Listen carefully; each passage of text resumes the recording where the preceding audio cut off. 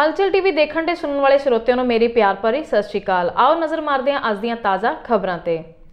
ਜ਼ਿਲ੍ਹਾ ਤਰਨਤਾਰਨ ਅਧੀਨ ਆਉਂਦੇ ਇੱਕ ਪਿੰਡ ਵਿੱਚ ਰਿਸ਼ਤੇ ਵਿੱਚ ਮਾਮਾ ਲੱਗਦੇ ਵਿਅਕਤੀ ਵੱਲੋਂ ਨਾਬਾਲਗ ਭਾਣਜੀ ਨਾਲ ਪ੍ਰੇਮ ਸੰਬੰਧ ਬਣਾ ਕੇ ਕਥਿਤ ਤੌਰ ਤੇ ਜਬਰ ਜਨਾਹ ਦਾ ਮਾਮਲਾ ਸਾਹਮਣੇ ਆਇਆ ਹੈ। ਪੀੜਤਾ ਦੀ ਸ਼ਿਕਾਇਤ ਤੇ ਥਾਣਾ ਚੋਲਾ ਸਾਹਿਬ ਦੀ ਪੁਲਿਸ ਨੇ ਮੁਲਜ਼ਮ ਖਿਲਾਫ ਕੇਸ ਦਰਜ ਕਰਕੇ ਉਸ ਨੂੰ गिरफ्तार कर लिया है।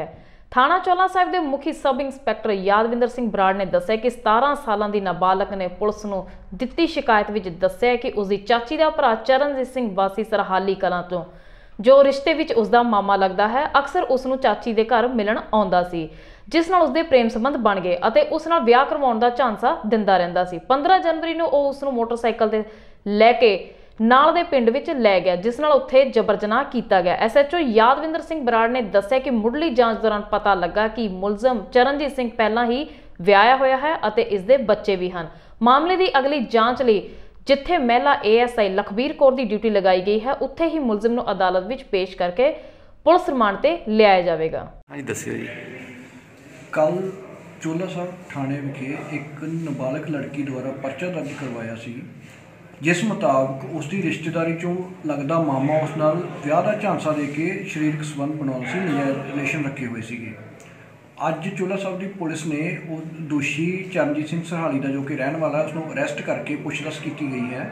जो कि चरणजीत सिंह पहला तो ही शादीशुदा है, उसका उस लड़की के घरे आउण जाण सीगा। जो इस दे संबंध में चरणजीत सिंह का पुलिस रिमांड लिया जा रहा है। रिमांड लैके इस तो होर पुछताछ की जाऊगी तो यह भी पता किया जाऊगा कि इस दे अलावा भी उसने कोई होर अपराध किया, किसी अपराध में शमूलीयत उस बारे तस्दीक किया जाऊगा। ਅੱਜ ਪੰਜਾਬ ਵਿੱਚ ਮਿਊਨਿਸਪਲ ਕਾਰਪੋਰੇਸ਼ਨ ਦੀਆਂ ਚੋਣਾਂ ਦੇ ਨਤੀਜੇ ਆਉਣ ਤੋਂ ਬਾਅਦ ਪੰਜਾਬ ਦੇ ਸਾਬਕਾ ਕੈਬਨਿਟ ਮੰਤਰੀ ਵਿਕਰਮਜੀਤ ਸਿੰਘ ਮਜੀਠੀਆ ਵੱਲੋਂ ਪੰਜਾਬ ਤੇ ਖਾਸ ਤੌਰ ਤੇ ਮਾਝਾ ਵੋਟਰਾਂ ਦਾ ਧੰਨਵਾਦ ਕੀਤਾ ਗਿਆ। ਉੱਥੇ ਹੀ ਵਿਕਰਮਜੀਤ ਸਿੰਘ ਮਜੀਠੀਆ ਵੱਲੋਂ ਹਾਸੋਹੀਣੀ ਤਰੀਕੇ ਦੇ ਨਾਲ DGP ਦਿਨਕਰ ਗੁਪਤਾ ਤੇ ਵਿਨੀ ਮਹਾਜਨ ਦਾ ਧੰਨਵਾਦ ਵੀ ਕੀਤਾ ਗਿਆ। मजीठिया वालों गलबात करते हुए दस्सिया गया कि जित प्राप्त उन्होंने उम्मीदवारों की हुई है जो कि सिर्फ लोकां करके हुई है, क्योंकि लोकां वालों अकाली दल के भरोसे नूं जताया गया है। विक्रमजीत सिंह मजीठिया वालों कहा गया है कि इतिहास गवाह है जो भी व्यक्ति म्यूनसिपल कॉरपोरेशन दी चोणां दे विच विरोधी धिर बन के आउंदा है उही पंजाब च राज भी करता है। उत्थे ही उन्होंने कहा कि पेट्रोल और डीजल के रेट वध रहे हैं और वो केंद्र सरकार ते पंजाब सरकार के कारण ही वध रहे हैं, क्योंकि मोटी कमाई जिहड़ी पेट्रोल ते रेटां तो पंजाब सरकार ते केंद्र सरकार नूं मिल रही है। साडे ते कीती है श्रोमणी अकाली दल ते माझे ते साडे बहादुर कैंडीडेटां ते उन्हां नूं गुरु साहब दा कोट एंड कोट मैं धन्नवाद करदा है सारे कैंडीडेट साहिबां दा।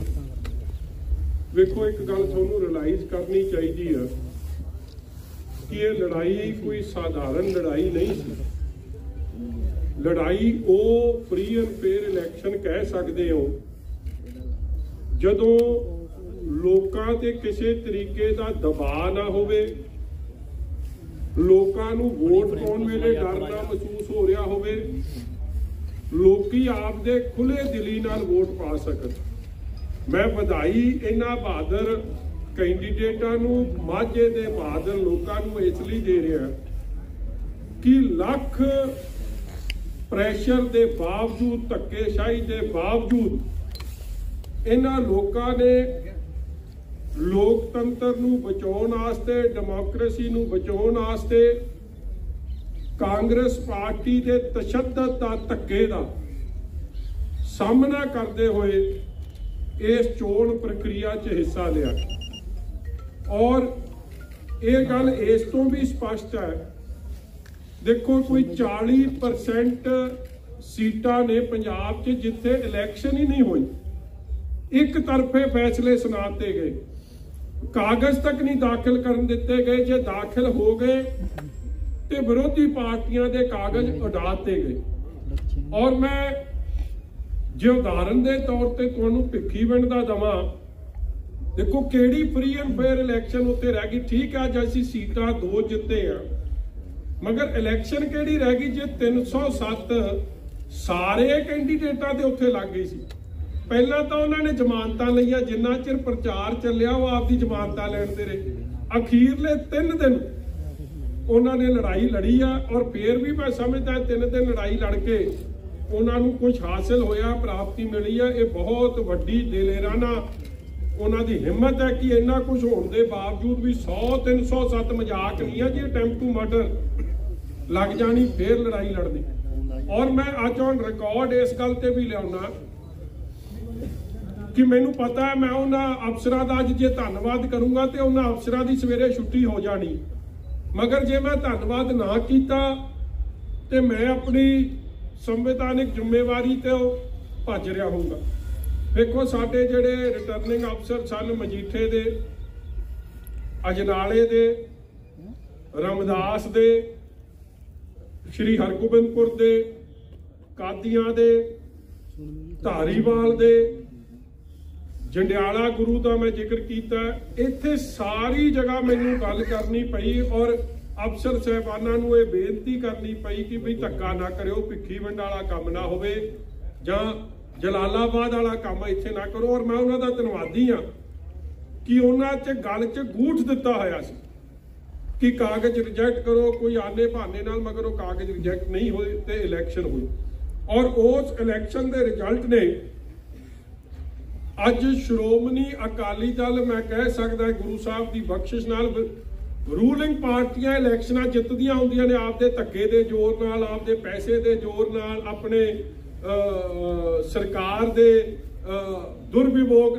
अपना विभोग करके अपना पुलिस का, अपना एक्साइज महकमे का, वख-वख महकमे नूं वरतों करके वो इलैक्शन जितते हैं, रूलिंग पार्टियां जितदियां रही ने। मगर वड्डी गल है कि सिल्वर लाइनिंग की है कि ये सारी चीज़ के होने के बावजूद बहादुर लोगों ने, माझिया ने लड़ाई लड़ी। मैं बधाई देना चाहना अजनाला साहब नूं कि 15 सीटां चों 8 सीटां अज मेजोरिटी श्रोमणी अकाली दल के हिस्से आई है। इस तरह आ बैठे हैं साडे माल साहब जिन्हों ने कादियां की लड़ाई लड़ी है। तुसीं हैरान होंगे, 2 कैंडीडेटां ते परचे था जिस दिन उन्हें कागज भरे उस दिन ही दर्ज हो गए। 300 किहड़ी लाई जी, 307 लाई जी, 307 452 किहड़ी लाइयां ते फिर भी 8 सीटां उत्थे जित के मेजोरिटी कादियां च भी श्रोमणी अकाली दल ने जित्ती है। ਤਰਨਤਾਰਨ ਦੇ ਥਾਣਾ ਸਦਰ ਪੱਟੀ ਅਧੀਨ ਪੈਂਦੇ ਪਿੰਡ ਤੂਤ ਵਿਖੇ ਧੁੰਦ ਦਾ ਫਾਇਦਾ ਚੁੱਕਦੇ ਹੋਏ ਚੋਰਾਂ ਨੇ 7 ਦੁਕਾਨਾਂ ਨੂੰ ਬਣਾਇਆ ਨਿਸ਼ਾਨਾ। ਦੁਕਾਨਾਂ ਦੇ ਤਾਲੇ ਤੇ ਸ਼ਟਰ ਤੋੜ ਕੇ ਚੋਰੀ ਦੀ ਵਾਰਦਾਤ ਨੂੰ ਦਿੱਤਾ ਅੰਜਾਮ। ਇਸ ਸੰਬੰਧੀ ਜਾਣਕਾਰੀ ਦਿੰਦੇ ਹੋਏ ਦੁਕਾਨਦਾਰਾਂ ਨੇ ਦੱਸਿਆ ਕਿ ਉਹ ਹਰ ਰੋਜ਼ ਦੀ ਤਰ੍ਹਾਂ ਰਾਤ ਵੀ ਆਪਣੀਆਂ ਦੁਕਾਨਾਂ ਨੂੰ ਬੰਦ ਕਰਕੇ ਘਰ ਚਲੇ ਗਏ ਸਨ। ਉਹਨਾਂ ਨੇ ਸਵੇਰੇ ਜਦੋਂ ਉਹਨਾਂ ਨੂੰ ਇੱਕ ਫੋਨ ਕਾਲ ਆਈ ਤੇ ਦੱਸਿਆ ਗਿਆ ਕਿ ਤੁਹਾਡੀਆਂ ਦੁਕਾਨਾਂ ਦੇ ਜਿੰਦਰੇ ਅਤੇ ਸ਼ਟਰ ਟੁੱਟੇ ਹੋਏ ਹਨ, ਜਿਨ੍ਹਾਂ ਵਿੱਚੋਂ ਚੋਰਾਂ ਨੇ ਚੋਰੀ ਕੀਤੀ ਹੈ। ਉਹਨਾਂ ਦੱਸਿਆ ਕਿ ਜਦ ਅਸੀਂ ਜਾ ਕੇ ਵੇਖਿਆ ਤਾਂ ਸਾਡੇ ਦੁਕਾਨਾਂ ਦੇ ਸ਼ਟਰ ਤੇ ਤਾਲੇ ਟੁੱਟੇ ਹੋਏ ਸਨ ਅਤੇ ਚੋਰਾਂ ਨੇ ਬੜੇ ਹੀ ਅਰਮਾਨ ਨਾਲ ਦੁਕਾਨਾਂ ਦੇ ਗੱਲੇ ਵਿੱਚੋਂ ਚੋਰੀ ਕੀਤੀ ਹੈ। ਉੱਥੇ ਹੀ ਜੇਕਰ ਗੱਲਬਾਤ ਕਰੀਏ ਤਾਂ ਦੁਰਗਾ ਕਲੈਕਸ਼ਨ ਦੇ ਦੁਕਾਨਦਾਰ ਨੇ ਦੱਸਿਆ ਕਿ ਉਸ ਦੀ ਦੁਕਾਨ ਦੇ ਤਾਲੇ ਤੋੜ ਕੇ ਸ਼ਟਰ ਚੁੱਕ ਕੇ ਚੋਰਾਂ ਨੇ ਗੱਲੇ ਨੂੰ ਖੇਤਾਂ ਵਿੱਚ ਲਿਜਾ ਕੇ ਚੋਰੀ ਕੀਤੀ ਹੈ। ਨਜ਼ਦੀਕ ਹੀ ਖੇਤਾਂ ਵਿੱਚ ਲਿਜਾ ਕੇ ਗੱਲੇ ਵਿੱਚੋਂ ਪੈਸੇ ਕੱਢ ਲਏ ਹਨ। ਦੂਜੇ ਪਾਸੇ ਗੱਲ ਕਰੀ ਤਾਂ ਵੱਖ-ਵੱਖ ਦੁਕਾਨਾਂ ਦੇ ਵਿੱਚੋਂ ਵੱਖੋ ਵੱਖਰੇ ਢੰਗ ਦੇ ਨਾਲ ਚੋਰੀ ਕਰਕੇ ਕਿਸੇ ਵਿੱਚੋਂ 2000 3000 4000 ਦੀ ਚੋਰੀ ਕਰਕੇ ਚੋਰਾਂ ਨੇ ਚੋਰੀ ਨੂੰ ਅੰਜਾਮ ਦਿੱਤਾ ਹੈ। ਖਾਸ ਦੇਖਣ ਵਾਲੀ ਗੱਲ ਇਹ ਹੈ ਕਿ ਜਿੱਥੇ ਚੋਰਾਂ ਨੇ ਚੋਰੀ ਕੀਤੀ ਹੈ ਉੱਥੇ ਨਾਲ ਹੀ पुलिस चौकी लगती है, पर इस दे विच पुलिस प्रशासन की लापरवाही भी देखने को मिलती है। सो देखते हैं अगली कार्रवाई की हुंदी है। दुर्गा क्लॉथ हाउस की गल होई है? हाँ जी, की गल होई सर तड़के हो गई जे चोरी। की चोरी होया है? चोरी होया जे एक 3000 रुपया गले च ते एक कोई तांबा कोई पित्तल ही। किन्ने दा है? वो कोई हो 4-5000 दा। अच्छा हाँ जी। ते तो चौकी कितनी दूर है इथों? चौकी दा सामने चौकी जे, दुकाना के सामने। हाँ जी। कोई इस संबंधी आई पुलिस वालों कार्रवाई की कोई? हाँ जी सवेरे आए ही। कार्रवाई हुई कोई? कोई कार्रवाई नहीं अजे। किन्नियां दुकाना टोटल टुट गई इत्थे? 7 दुकाना टुटियां राती। एक दारी ते सारियां चौकी के सामने ने? हाँ जी। किस तरह हुई चोरी तुहाडी दुकान? चोरी हुई कि जिंदरे तोड़ते रहे पहला, मुड़ के सब्बल पा के तां चुकी है शटर। की मांग करदे? मांग इहो ही आ भी बहुत ज्यादा चोरियां पिछे भी लागे गुआंढ रेडीमेड की दुकान ही, कोई वावा नुकसान है पिछे ते ओदी भी कोई कार्रवाई नहीं हुई, कोई सुनवाई नहीं हुई। तुसीं की मांग करदे? मांग इहो ही भी कोई ये चोर लभने चाहिए। हाँ जी। रविंदरजीत सिंह जी। की गल होई है जी चोरी हुई है? ये रात की वारदात जी, पता नहीं 5 6 7 जने किन्ने जने आए आ ਤੇ ਰਾਤ 12 ਵਜੇ ਤੋਂ ਲੈ ਕੇ ਤੜਕੇ ਦੇ 5 ਵਜੇ ਤੱਕ ਬੇਧੜਕ ਲੱਗੇ ਰਹੇ। ਦੁਕਾਨਾਂ 7 ਭੰਨੀਆਂ ਜੀ। ਤੁਹਾਡਾ ਕਿੰਨਾ ਕੁ ਨੁਕਸਾਨ ਹੋਇਆ? ਮੇਰਾ 4-5 ਹਜ਼ਾਰ ਰੁਪਇਆ ਗਲੇ ਕੱਢਿਆ ਜੀ। ਤੇ ਇਹ ਜਿਹੜੀ ਦੁਕਾਨ ਹੈ ਬਿਲਕੁਲ ਚੌਂਕੀ ਦੇ ਸਾਹਮਣੇ ਹੈ ਜੀ? ਬਿਲਕੁਲ ਜੀ, ਚੌਂਕੀ ਦੇ ਸਾਹਮਣੇ। ਪੁਲਿਸ ਵੱਲੋਂ ਕੋਈ ਕਾਰਵਾਈ ਕੀਤੀ ਗਈ ਹੁਣ ਤੱਕ? ਪੁਲਿਸ ਵੱਲੋਂ ਜੀ ਅੱਜ ਆਏ ਆ ਜੀ ਵੇਖ ਕੇ ਮੌਕੇ ਤੇ। ਅਸੀਂ ਤਾਂ ਇਨਸਾਫ ਦੀ ਮੰਗ ਕਰਦੇ ਆ ਜੀ, ਇਨਸਾਫ ਮਿਲਣਾ ਚਾਹੀਦਾ ਸਾਰੇ ਅੱਡੇ ਨੂੰ। ਸ਼ਰਮਾ ਜੀ, ਇਹ ਜਿਹੜੀ ਚੋਰੀ ਹੋਈ ਕਿਸ ਤਰ੍ਹਾਂ ਹੋਈ ਹੈ ਜੀ? ਇਹ ਸ਼ਟਰ ਪਾੜਿਆ ਜੀ ਪੂਰਾ ਵਿੱਚੋਂ। ਕਿੰਨੇ ਕੁ ਵਜੇ ਜਿਹੜੀ ਚੋਰੀ ਹੋਈ ਹੈ? ਸਾਨੂੰ ਤਾਂ ਤੜਕੇ ਪਤਾ ਲੱਗਾ ਜੀ 4 ਵਜੇ, ਮਤਲਬ ਕਿ ਉਹ ਗਵਾਂਢੀਆਂ ਨੇ ਫੋਨ ਕੀਤਾ ਵੀ ਸ਼ਟਰ ਤੁਹਾਡਾ ਭੱਜਾ ਪਿਆ। ਕਿੰਨਾ ਕੁ ਨੁਕਸਾਨ ਹੋਇਆ ਤੁਹਾਡਾ? ਨੁਕਸਾਨ ਗੱਲੇ ਚੋਂ ਪੈਸੇ ਕੱਢੇ ਗਏ ਜੀ। ਤੇ ਕਿੰਨੇ ਪੈਸੇ ਜੀ? ਹੈਗਾ ਕੋਈ 2-2.5 ਰੁਪਇਆ। ਤੇ ਮਤਲਬ ਕਿ ਕੰਬਲ ਇੱਕ ਲਗਾਏ, ਇੱਕ ਦੋ ਸੂਟ ਖੜੇ ਹੋਣਗੇ। ਤੇ ਇਹ ਬਿਲਕੁਲ ਚੌਂਕੀ ਦੇ ਸਾਹਮਣੇ ਹੈ ਹਾਂਜੀ, ਜਿਹੜੀ? ਬਿਲਕੁਲ ਚੌਂਕੀ ਦੇ ਸਾਹਮਣੇ ਜੀ। ਤੇ ਪੁਲਿਸ ਪ੍ਰਸ਼ਾਸਨ ਵੱਲੋਂ ਕੋਈ ਅਜੇ ਤੱਕ ਕਾਰਵਾਈ ਕੀਤੀ ਗਈ ਕਿ ਨਹੀਂ? ਉਹ ਜੀ ਤੜਕੇ ਆਏ ਸੀ, ਮਤਲਬ ਕਿ ਵੇਖ ਕੇ ਮੌਕਾ ਤੇ ਵੇਖ ਕੇ ਚਲੇ ਗਏ। ਇੱਕ ਕੁੱਤਾ ਲਿਆਏ, ਕੁੱਤੇ ਨੂੰ ਫੇਰ ਤੋੜ ਕੇ ਲੈ ਗਏ। ਹੁਣ ਤੁਸੀਂ ਕੀ ਮੰਗ ਕਰਦੇ? ਅਸੀਂ ਮੰਗ ਕਰਦੇ ਹਾਂ ਜੀ, ਮਤਲਬ ਕਿ ਦੁਕਾਨ ਦੇ ਚੋਰ ਦੇ ਗਾਹਕ ਲੱਭਣੇ ਚਾਹੀਦੇ, ਜਿਹੜੇ ਚੋਰੀ ਕਰਨ ਵਾਲੇ ਬੰਦੇ ਜ਼ਰੂਰ ਲੱਭਣੇ ਚਾਹੀਦੇ। ਅੱਗੇ ਵੀ ਇਸ ਤੋਂ ਇਲਾਵਾ ਕੋਈ ਚੋਰੀਆਂ ਹੋਈਆਂ ਨੇ? ਅੱਗੇ ਵੀ ਬਥੇਰੀਆਂ ਚੋਰੀਆਂ ਹੋਈਆਂ। ਸੁਖਦੇਵ ਸਿੰਘ ਜੀ, ਕੀ ਚੋਰੀ ਹੋਇਆ ਤੁਹਾਡਾ? ਚੋਰੀ ਭਾਈ ਗੱਲੇ ਦੇ ਵਿੱਚ ਹੀ ਕੋਈ 700-800 ਰੁਪਇਆ ਪਰਚੀਆਂ ਦਾ ਸੀ। ਇੱਕ ਬਾਬਾ ਜੀ ਦੀ ਗੋਲ ਘਾ ਕੇ ਰੱਖੀ ਦੇ ਥੋੜੇ ਕਰਕੇ ਉਹ ਗੱਲਾ ਭੰਨਿਆ, ਉਹਦੇ 6-700 ਚੋਂ ਮੈਕਸੀਮਮ ਕੋਈ। ਤੇ ਬਾਕੀ ਇਹ ਰਾਤ ਦਾ ਹੀ ਕੰਮ ਹੈ ਜੀ। 7 ਦੁਕਾਨਾਂ ਭੱਜੀਆਂ ਨੇ ਟੋਟਲ। ਤੇ 8ਵੀਂ ਨੂੰ ਹੱਥ ਪਾਇਆ ਜੇ, ਤੇ 8ਵੀਂ ਦੇ ਬੰਦੇ ਭੱਜ ਗਏ, ਉਹ ਫੜੇ ਨਹੀਂ ਗਏ ਜੀ। ਪੁਲਿਸ ਪ੍ਰਸ਼ਾਸਨ ਵੱਲੋਂ ਕੋਈ ਅਜੇ ਤੱਕ ਕਾਰਵਾਈ ਕੀਤੀ ਪੁਲਿਸ ਗਈ? ਪ੍ਰਸ਼ਾਸਨ ਨੂੰ ਭਾਈ ਤੁਹਾਡੇ ਸਾਹਮਣੇ ਪੁਲਿਸ ਪ੍ਰਸ਼ਾਸਨ ਨੇ ਅਜੇ ਤੱਕ ਤੇ ਕੁਛ ਨਹੀਂ ਜੇ ਕੀਤਾ। ਡੌਗ ਡੂਗ ਵਗੈਰਾ ਵੀ ਲਿਆਂਦੇ ਆ, ਉਹ ਵੀ ਫੇਰ ਤੁਰ ਕੇ ਚਲੇ ਗਏ ਜੀ। ਤੇ ਕੋਈ ਕਾਰਵਾਈ ਨਹੀਂ ਜੇ ਪਈ ਹੈਗੀ। ਹੁਣ ਤੁਸੀਂ ਕੀ ਮੰਗ ਕਰਦੇ? ਮੰਗ ਭਾਈ ਤਾਂ ਇਹੋ ਹੀ ਆ ਵੀ ਸਾਡਾ ਨੁਕਸਾਨ ਤੇ ਪੂਰਾ ਕਿਸੇ ਨੇ ਕੀ ਕਰਨਾ ਹੁਣ। ਤੇ ਗਾਂਹ ਵਾਸਤੇ ਚਲੋ ਇਹੋ ਜਿਹਾ ਕੰਮ ਰੋਕਥਾਮ ਲਈ ਧਿਆਨ ਰੱਖਣ ਕਿ ਸਾਡਾ ਰੱਖਿਆ ਕੀਤੀ ਜਾਵੇ।